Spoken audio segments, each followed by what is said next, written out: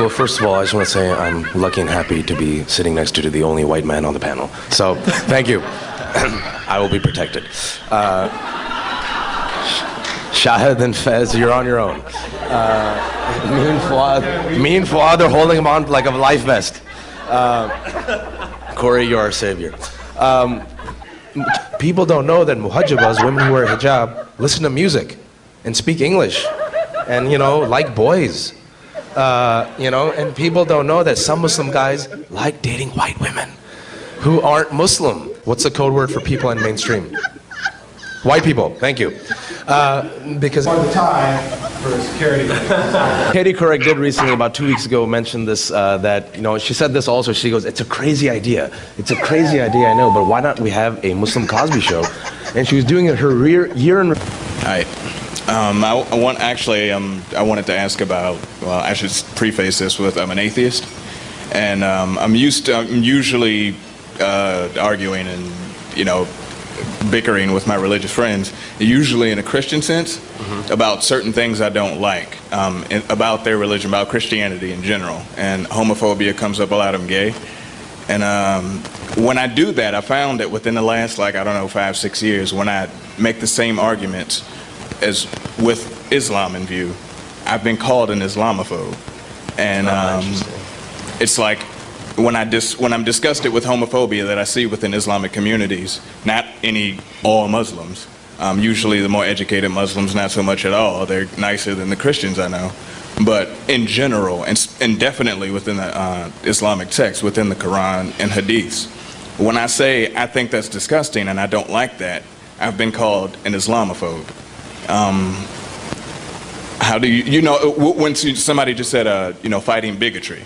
When you ask Muslim Americans or Muslims across the world to fight bigotry, what if they don't consider it bigotry at all? What if they consider it an article of faith? Can I jump in on that? 'Cause there's a whole bunch of strands I'm going to miss. Whatever the locus of marginalization, we are called on as human beings to address it. I don't think we have a hope of frontally resisting the narrative. Our only hope is to address it indirectly by diversifying the narratives that are used to represent us. And the only way to do that is for us to aggressively represent ourselves in different narratives. They told me to shamelessly talk about the play, so I will. There is a lot of money now that was not available 10 years ago to nationalists who are willing to use Islamophobia as a trope. People misunderestimate. Ever since Bush said that, I've been saying that. I've been saying repudiate and...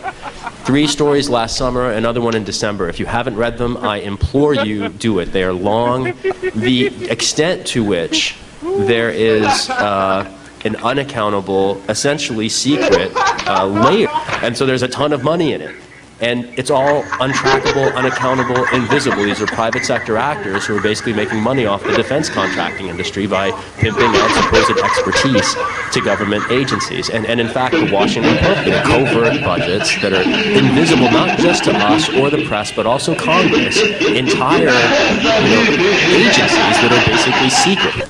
Tens of billions of dollars. You don't even hear about them. They're intense and they are terrifying because what they basically document is the rise of a secret government in the intelligence agencies.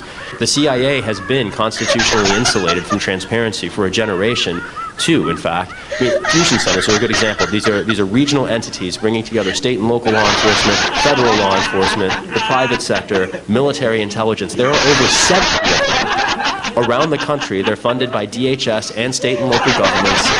And who advises fusion centers on the intelligence sort of threats presented by Muslim Americans? Usually the same hacks that are appearing before congressional committees like Representative King's. Inflammatory sort of flamethrower. They were talking about the